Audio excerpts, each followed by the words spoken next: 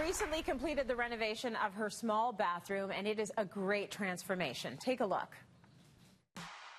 Welcome to my small but mighty bathroom. Before, it was super dated, covered in floral wallpaper and black and white check tile, which, to be quite honest, was actually kind of cute and quaint. But I decided to completely gut it and make it all brand new. But I was able to save a lot of money by keeping all of the plumbing in the exact same spot. I just gave it a huge aesthetic upgrade. Now, I really like the white, clean, modern look, but I didn't want it to feel too sterile, so I warmed the space up by using plenty of wood.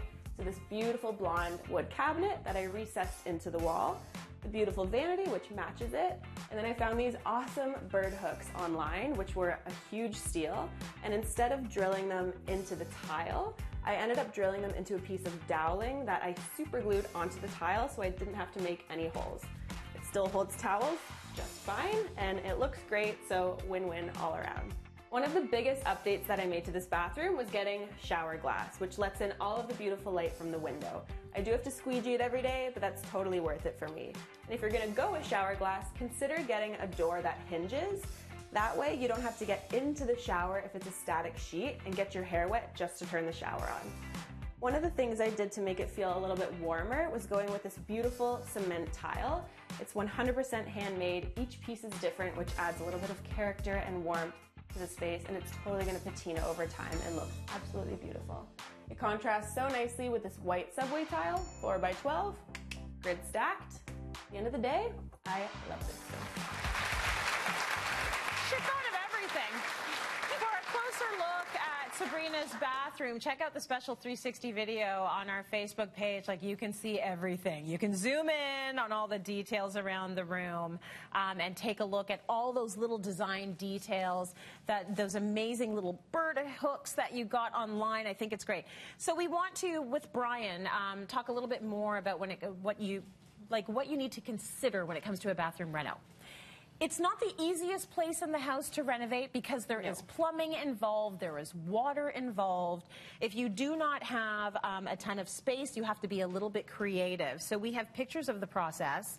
And Brian, I know you are involved in renovations in several different cities across the continent. So let's start with Sabrina's and what you did here, because it was a pretty dramatic transformation. Yeah, well, the craziest thing is I was able to gain a ton of space without moving walls. I couldn't afford to do that. So it's only 45 square feet, and it's my principal bathroom, which is pretty tiny. Yeah. But the name of the game for me was recessing as many things into the wall as I could. Yes. So the high cabinet, I did steal a little bit of space from my front closet. Totally worth it. It was about, I don't know, 7-8 inches. And then in between the walls, there's a good amount of space. So even like the mirrors above the vanity, I actually built them and framed them into the wall. I had my build team create a frame so that they're actually recessed and almost flush with the tile. So it just helps it feel more open and airy, and it doesn't feel like there's so many things coming at you. Yes. Because I was adding furniture. Like before, I had a tiny little pedestal sink.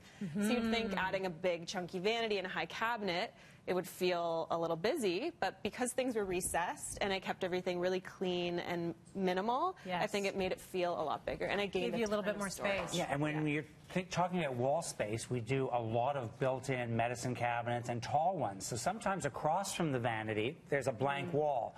Well, between the studs, there's space. So we sometimes do concealed doors the full length, and that's all your paper products and toiletries.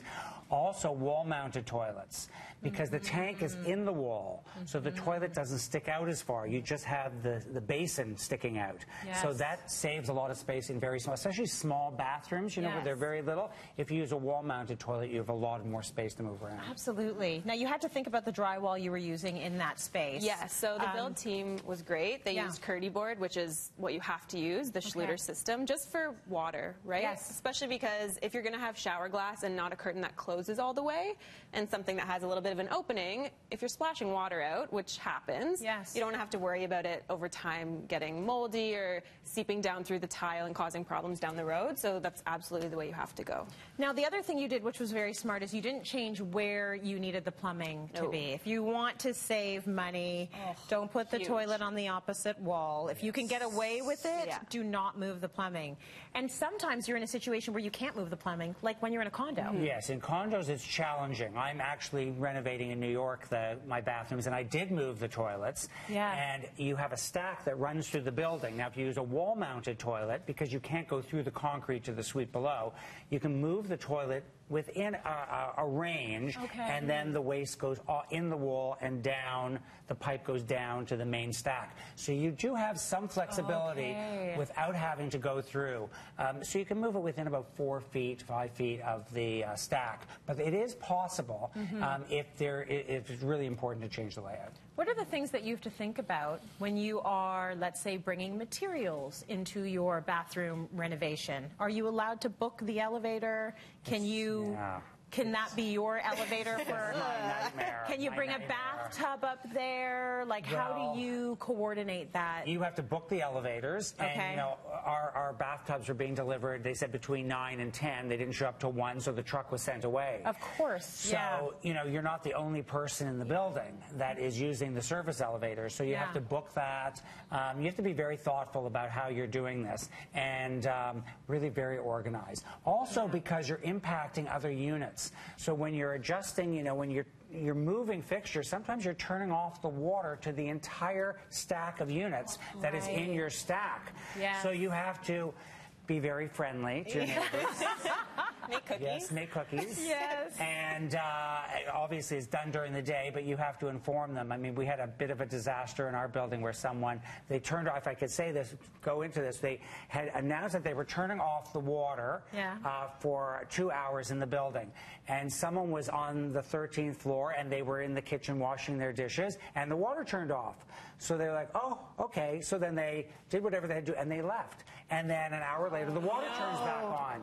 And the water and the plate was floating and suctioned down on the plug. Oh, no. Lucky number 13. That's why and you it went don't live down. on the 13th. It was the 13th, the 14th floor. And it flooded 10 floors of suites because no one was in their apartment during that time until someone came into a unit on the 8th floor and opened up the door, and water was coming through an electrical socket on their floor. So they had to make a lot of cookies then. You had to make, a lot more cookies. Yes, they sent us a letter saying, because we were below them, and we were 1 week after our reno was done. This was my last apartment in New York. And, my goodness. Yes, their insurance company was not happy with that. So you really got to plan this and really inform everybody. And everyone has to know. And you have to know, you actually have to be on top of who is affected by your pipe system, you know, so that you can warn all those people about it. But yeah, I'm sure it looks really good though. Right? The reno looks really good, right? It looks amazing. I like to think so. Yeah, I'm sure it does. So think about it. And you know what? We always say this on the show. Plan, plan, plan. If you had to do it again, is there anything you would do differently? I know you have great products that you found. There's a couple things I will mention. I was going to get a shower niche installed. Yes. But as I'm sure you know, they actually are quite expensive, and it's just a tiny little thing for storing bottles. Right. So I was going to use the space between the left side wall and my bedroom, and turns out when all was said and done, it was going to leave me a ledge of about 3-4 inches, barely enough to hold a bottle, and then your bottles are on display, which are not the prettiest thing in the world. Yeah, it's true. So I ended up forgoing that. Yes. And the builders actually threw in all of the quartz sill around the window for free. So saved a lot of money there. And then that money I put towards putting in 2 pot lights and making sure it was all on dimmer switches, which I feel like is, for any bathroom, you have to get dimmer switches, especially if you're going to have a lot of light and pot lights. And especially the older you get. Every day. You need dimmers. That's the key. So you walk in, and the lights sort of dim, and you feel good about your life. And you think, I look fabulous in the dark. I look so good. So nice.